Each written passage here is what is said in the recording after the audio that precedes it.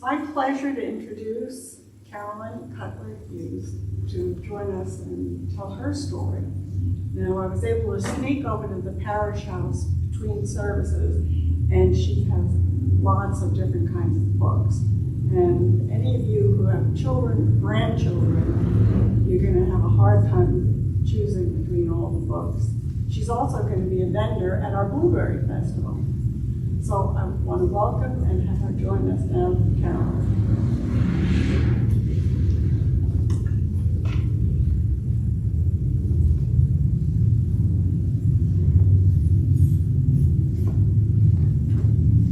Good morning.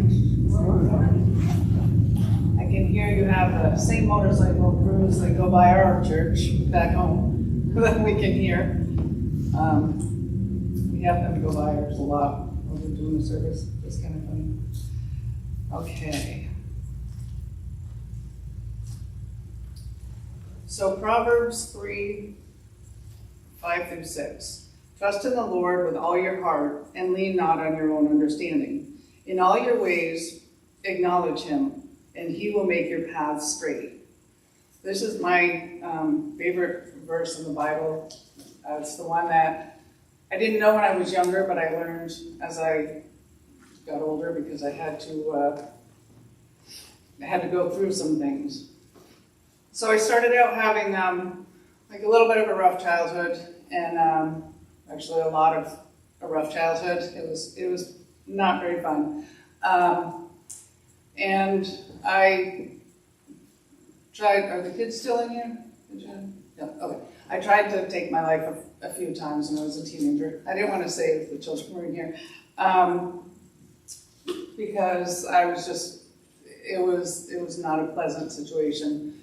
But God always seemed to be around all the time. I didn't know who he was. I had gone to all different kinds of churches when I was growing up and heard a lot of different things.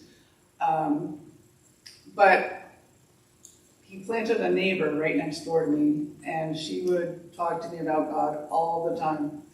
The whole time I was growing up, and I was not a happy child, but she was always there to talk to me, and I'm still friends with her to this day, which is kind of neat because she sees where I started versus where I've come, and she was really liking that. So I'm going to jump forward a little bit to some of my story. And can everybody hear me, first of all? Yes? Okay. So hindsight is 20/20. It's one of my favorite sayings, because I saw my path after part of it had been going forward. And I'm sure I'll see more with my life as it goes on. So stay tuned, there'll be more to come. When I was probably, I want to say late teens, early 20s, I had changed my life around. Unfortunately, it wasn't a God thing because I had not gone to church at that point, but I had come away from the life that I was living. I went into the military, I joined the Army, I did that for a while. I went to college, I had 3 boys, I was married, and living life and doing everything I thought I was supposed to do. I thought I was doing everything right. I got my college degree, I became a teacher. I ended up staying home and running a preschool so I could be home with my kids because I wanted to be there for my children because of the way I was brought up. So I even started going to the church across the street from my house, which is still the church that we attend today. We ended up,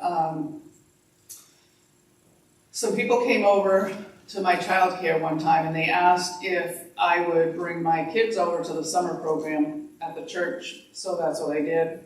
I got permission from all the parents and we brought them over to the program.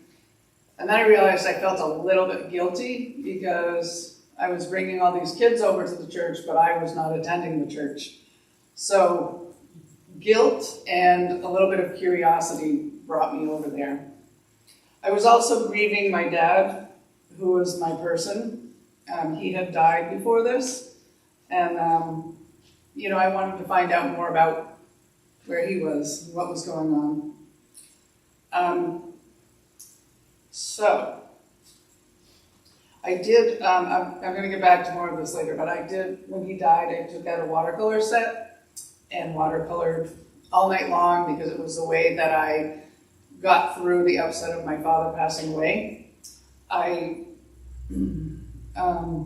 made a mess of the watercolor set. It was a child's watercolor set. I had been doing it for 24 hours. My husband's like, come to bed, and I'm like, no, I have to do this. I had to get rid of the awful feeling of my father dying, which I don't know if you really ever get rid of that feeling, but it did make it a little bit better. And the piece of art that I created was horrible. There was holes in it, and there was just a big puddles of water, and it was just awful. I ended up throwing it out. Now, hindsight, looking back, I wish I had kept it because it was definitely quite the memory. So I always had done I had always done art, but I had never watercolored. So that was the first time I ever really picked up a watercolor set. Didn't even know what I was doing. I knew it said watercolor, so I had to put water in it. So that was my first experience, and it was nothing impressive. I did it for a little while longer, and I took classes and practiced, and I liked it, but I wouldn't say that I was really good at it. I was probably not good at all. We had been going to church for about 6 months, maybe a little bit more than that, and I started feeling pretty bad. I don't know, I think I had said that I was married, I was very athletic, I was probably one of the healthiest people that I knew. And I started feeling terrible, and I didn't know what was going on. So I went to my doctors, and they, I thought they were going to treat me for a sinus infection, and I'd be on my way. Well, she decided, she saw something. I guess she did an MRI because she wanted to see if my sinus infection had become worse in my head, and she found that I had like a hole or like a donut in my brain. And the next thing I know, they started treating me for MS. So I was treated for MS for probably a good year, which I don't have MS. I just want to put that there. But that's what they thought at first because they couldn't figure out what was going on. I was very healthy, but I kept passing out. So, let's see. So after that, one day when I was running my preschool, I was upstairs in the bathroom and I had collapsed on the floor. And my husband came up and got me. And he ended up, he didn't end up. I had to go to the emergency room in the ambulance, and they said, okay, now we're going to have to send you to your neurologist. So I went to my neurologist after, and I found out that, my neurologist was saying that I had MS, but there was a nurse practitioner that was there. And he had said that I had had a stroke, which I didn't realize that I had had. And he said, did any of the neurologists tell you that? And I said, no. And he said, well, see this right here, that means you had a stroke. And I said, oh, well, they never told me that. He said, well, forget I said that, never mind. Pretend I didn't say that. I said, okay. But in the back of my mind, he was questioning it. So he sent me to get an MRA, which is to check the arteries in my brain and my head, because he knew that even though they hadn't told me that, he knew what he was looking at. So he ended up sending me for a bunch of tests. I was in Lebanon, New Hampshire, big hospital, Dartmouth. And I had spent some time there getting tests, and then we came home. It was like a 2-hour drive from my house. So when we got back home, my phone was ringing. I had all sorts of messages because we still had the phones on the wall at that point. We didn't have the cell phones like we do now. So I picked up, and my mother had called me, and she's not usually one to call, but she's like, the doctors are calling from Hanover, and they really want you to, or Lebanon, they really want to get a hold of you, and you need to get down there. Well, then while I was on the phone with her, they contacted me and said, you need to take an aspirin and get down here immediately because we found something. I was like, okay. I was like, all right, I guess we could do that. Told my husband, we brought our 3 boys to the pastor's house, and then we went to Lebanon. When we went to Lebanon, We drove all the way up there, and we were told that we should go to the neurology department, like, in the hospital, not just like where you see a neurologist, but in the actual hospital. And so we got there, and they were like, "Who are you?" And we said, "Carolyn Hughes." And they're like, "No, you're not. You're not Carolyn Hughes." And we said, "Yeah, we are." They said, "Carolyn Hughes wouldn't be walking, and she wouldn't be talking." And I'm like, okay. I was a little bit shocked, because I'm like, this is who I am. So they brought us into a room. They put me down on the bed. They started putting all sorts of blood thinners in me. And by this time, I'm saying, I don't feel that bad. I mean, I was passing out, but I certainly don't feel what's going on around me, because everyone's, acting kind of weird. They started putting blood thinners in me, shooting them into my stomach. And then it was interesting. The whole room filled up with doctors. Like, if you've ever watched that show House, where all the doctors circle around the bed, that's what it was. And I'm thinking, okay, I am definitely missing something here. So they started talking to me about my diagnosis and what they had found. And they said that my brain, it's my carotid arteries, but it's actually up in both sides of my brain. My left carotid artery was pretty much completely shut off since birth. I had never had blood flow, so I was like, okay. And then they said, and your right carotid artery, when it goes into your brain, has dissected, and you have an aneurysm on it. And I'm like, I still don't feel that bad. So I was like, okay. So they were running all sorts of tests on me. My husband still laughs to this day, even though it's not funny, but we kind of giggle about it. When I got out of a couple of the tests, I said, I have such a splitting headache. And they said, it's because we've never given it to somebody who's been awake, that's been conscious. It's always been unconscious people we've given these tests to. So we didn't know how you would react. I was like, all right, because this is weird. I did pass out, but I thought it was still a little bit strange. So then, after all of their testing and diagnosis, they told me that there was nothing that they could do for me. And I was like, seriously? They said, well, we can put you on blood thinners, but that's pretty much all we can do.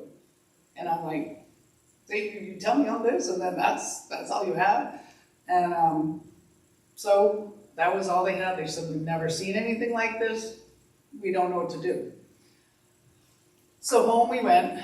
Actually, I think it was up in the hospital for a while. I had to stay in the hospital, and then I came home, and this is a God thing. As it turns out, higher up in my husband's company, his brother was the top brain surgeon in Boston. So we went for a second opinion, and we got to see the top guy. And again, I went to Boston, and I was in this old part of the hospital that I didn't even know existed. It was actually kind of scary where we had gone. And they did all sorts of tests on me, including like nuclear tests, which is really weird to me. But they put me in this room, and they built a specialty mask for me, and they put me in, and then they left because they couldn't be in the room. I'm like, wait a second. Again, I don't feel this bad. But the more that they said, the worse I started feeling. I swear it was not good. And they basically, after all of the tests, they brought me out, and they said, the doctors were right. There's nothing we can do for you. He did explain to me a little bit more, and he said, if we take anything, like take a vein artery, whatever it would be, out and put it into your carotid arteries to replace it, it would send you into a massive stroke. So they said we can't do that. So yes, he explained it a little better, but he didn't give me any better news. So, let's see, I passed a bunch of this. I went ahead of myself in my notes. So, after this, and I went home, like a shell of myself, I felt like I was being crushed like a grape. Now I can look back and say, you know what? God crushes grapes to make something like juice or wine. He just makes something different, that's all.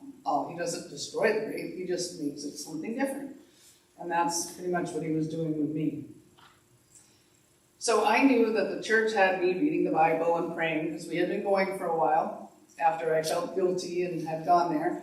And I realized that since the doctors could tell me nothing, which was really scary because I thought they knew everything, they said there was nothing I could do. I had to go to God, which I should have gone to in the first place. So I would pray to God every single night, not to take me away from my children because they were 3 young boys. And I would read the Bible, pray, read the Bible, beg God, anything I could. I had to do something. I had no choice. I was also closer to God then than I've ever been in my life. I think that's when we all are, is when we have no other choice. So I begged and I begged, and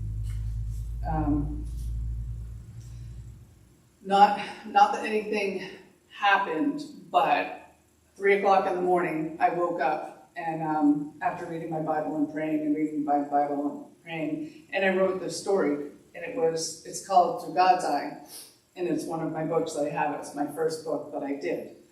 I was not a book writer. I didn't do anything with books.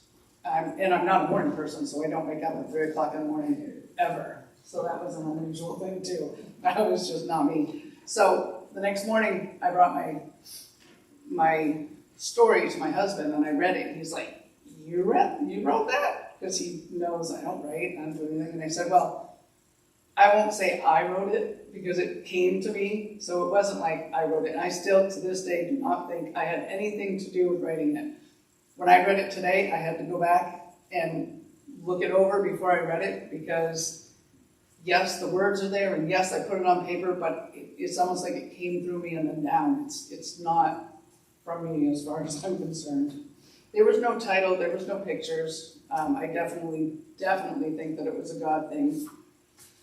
Then I realized that what I needed to do was I needed to put some pictures to the words and turn it into a book. Why do this? I don't know. I did do that with that book. I didn't do anything with it though. I self-published it, I created it, and I hid it. I hid that book, I made another one, I hid that book. Every book, I think I had 4 books, and I hid them. My husband's like, will you please go show them to somebody, sell them or do something with them? And I'm like, no, it's too personal. I can't show them all this stuff. And he's like, come on, you need to. So I did. And I went and we started selling them at craft fairs, little craft fairs, nothing big. And I would stand there with my little books out on my table, and he'd go, play something. And I'm like, hi. Because I was just not, it was just so awkward for me. I am a teacher, and that's what I do, but it's with children. I teach elementary school children, and those are the people that it's easy to talk to. If you knew me personally, you'd be shocked that I'm up here talking to all of you right now, because it's not really me. But kids, of course, I can. So I did start selling some of my books, and we started going to shows. We went to the shows that would cost very little money, $10. We'd go out in the middle of a cow farm, and like there'd be 3 vendors there. But we were going out selling the books. We did some ridiculous things. We've been to shows where one weekend we were at this little show, and we were freezing cold. I mean, my lips were blue, and I'm thinking, oh gosh, this is brutal. And got to somewhere I was so hot, I almost passed out. My husband actually had to pack up everything because I couldn't even stand up. It was so hot. And I'll get to the point of why I was doing all this, because I didn't feel like I had a choice. And I know that sounds silly, but I think when God really pushes you and you found your purpose, you are not going to let it go no matter what happens. So I started finding that, my biggest problem was that I was nervous. Oh, people are going to think my art's ugly and my watercolor's terrible, all about me, where it wasn't really about me, it was about God. It had nothing to do with me. I was doing what He wanted me to do. So because of my insecurity, I would talk to God a lot as well and say, can you at least give me something that people don't think my artwork is horrible and that I'm out here in public embarrassing myself. And then I'd go to the next show, and several people would compliment me on my art. Not that that was a big thing, but I felt so unworthy of doing all of this that I needed some feedback. And if my husband told me, you know, you don't listen necessarily to what your husband says, you think he's going to be nice just because he's going to be nice. So on the shows, I started realizing that I would be talking to people about difficult subjects. I have some books on death and passing away, and books about loving people with an addiction, all things that I've been through that I needed to work through with my art. Other than God's Eye, every other book was initiated by pictures and colors. It wasn't created by words. So my pictures were first, and then came my words. Because I still don't consider myself a writer. I consider myself an illustrator that adds words. And the first book, again, didn't come from me. So I would spend all my time at these shows hugging on people and crying together, and you know, them telling me these horrible things that happened, and me showing them the book about God and telling my experience. And thank goodness this time around I didn't cry like I did the first service, because I got really emotional. I almost did though. So after doing this and talking with people about really, really deep conversations, I was telling one of my church friends about it, and she said, well, that's your ministry. And I was like, what do you mean? And she said, you're doing your ministry. And I said, that's interesting. And she said, you're loving on people and you're getting into their lives. You're talking to them about God and about difficult things. That's your ministry. And I said, you know, I never thought about that. I never thought about that. It was kind of weird. But it was true. And then from that point on, things really started to look up, because then I wasn't like, oh, people are going to think this, and I'm not selling enough books, and you know, I was very paranoid of that. But after that point, it didn't matter, because I knew that I was doing a ministry and I was doing it for God, not for me. So with my story, at that point is when it really started to change, and I started to look back. And I looked back about all my trauma from childhood, and you know, I can remember a few times being mad at God for letting me have to go through that, and why did you give me this mom versus another mom? I went through all of that. And I realized that if none of this trauma had happened, I wouldn't be able to help the people that I was helping. So I had to go through it in order to be able to help people and be on the same level there of understanding. So I really started putting the pieces together. Then I realized, so my entire life, my left brain has been running with very low blood flow, which some of my friends laugh at, but it has, because I'm very, very right-brained. But before I was like, oh, well, why? But now I'm thinking, so God basically made me from the beginning exactly like he wanted me to do what I was supposed to do. If I hadn't had that blood flow issue on my left side, I could be like a chemical engineer. I'm laughing because my husband will find that funny. I could be in the engineering field, which I wasn't at the time or anything like that. But I was very creative, and I thought a lot in pictures, and I'd see things in pictures, and that's how God made me and how he wanted me.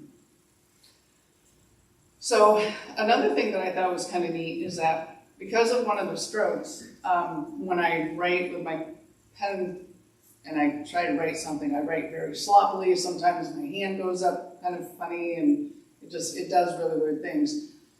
And I was like, this is weird, because when I watercolor, because I'm in a different side of my brain, I have a nice, smooth, easy to use hand. It's like, if you're in the other side, if I'm in one side of my brain, I can't write. If I'm on the other side, I can watercolor. I mean, if you think about it, that's kind of an amazing thing. Only, I think, could come from God. Also, back to the hardest day of my life is when my father died.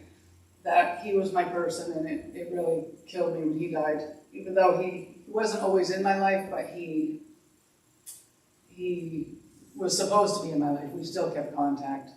And when he died, and I picked up that watercolor set to release my upset, that's when I finally realized that, wow, this could really, really help me to express. Like anytime I have something sad happen or something goes on, I run right to the watercolors because it just makes me be able to deal with whatever I'm dealing with, good or bad. And I have to laugh because it's like, I joke around now and say that watercolor is my drug of choice, because it is. It's like it's a drug for me. It makes everything better. You know, I'm so thankful, especially coming from an alcoholic and drug-using mother, that I didn't go that way. I watercolor. It's much more effective for me. So when I go to shows, sometimes they're slow, I still get down and I'm just like, God, why? You know, or there's the freezing cold shows or the really warm ones. I'm like, why? Why can't I do, you know, these pretty knitting things that are selling all over the place, or these little computer-made knickknacks that everybody's buying, and you have me doing watercolor books. And sometimes they're bought, sometimes they're not. And he always sends me somebody that's going to straighten out my way of thinking. And one of my favorite things to say was that I feel like I'm selling razor blades. Because to have a children's book that is not about something rude and awful these days seems like I'm selling razor blades. It really does. It's like the parents drag the kids away from it. It's really weird. So I was sitting next to another person who writes books, and he writes them for grown-ups. And he talks about God in his books. And I was saying it to him, and he just sat there one day, and he said nothing about it. And then the next thing I know, he says, you know, you do sell razor blades to cut into people's darkness and to let the light in. Which I was like, wow. Talk about turning around the whole thought process. And I really think that came from God, because I was looking at it as a negative, and when he put that positive spin on it, now whenever I think I'm selling razor blades, I'm selling razor blades to cut into the darkness, to let the light in, which is a much more positive attitude. And whenever I'm discouraged, God brings me people. Every time, if I feel like we're slow, I will pray, and God never seems to not send me somebody that needs somebody to talk to, needs a hug, needs to listen to the story about God and how my book came about, and some of them have similar stories. One day I was in North Conway, and we were at a fair, and I had just prayed to God, and this was the weirdest one yet, because it was like 5 minutes after I prayed. Usually God gives me some wait time, so I'm not just jumping right on it. But this time, I had prayed, and my husband, he knows that I do it, but I don't think he actually watches me do it. But I started praying for someone, and all of a sudden this woman, 5 minutes later, and her older daughter comes into the like tent thing that we have set up, and she said, I feel like I was pulled in here. That is the weirdest thing. I literally felt pulled. And I'm like, that is awesome. That is so awesome. Because I told her, 5 minutes ago, I was just praying if there was somebody that I could help. So I've seen many things like this happen. That was the most in-your-face situation that's happened. But I always see God bringing me to people, and I love to help them and talk with them if they need talking, if they need to be talked with.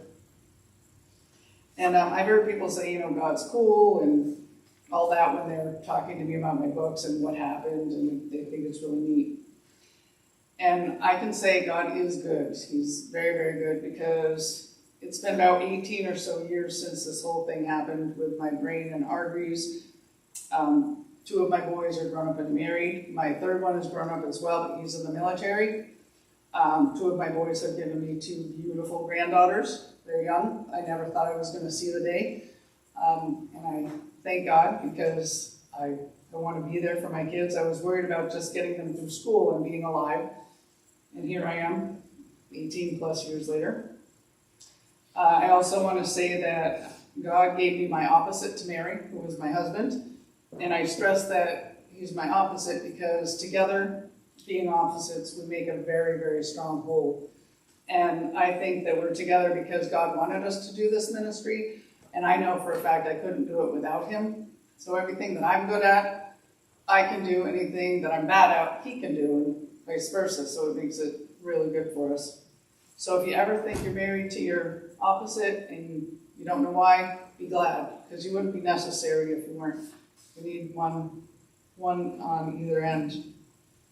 And I would love it if any of you wanted to pray for my books getting into the hands of people that need them, because I'm not the most outgoing. I am in a school system, and I work, some people may think I don't work a lot because I'm in the school system, but I work pretty good hours. But I do like to get my messages out there, and anybody that I can help. And I've had people buy my books for adults as well, because with the children's books, sometimes the adults can see the pictures and really deal with it easier, because it's watercolor and it's easier to take in than something hard and in your face, and it just makes it easier for them.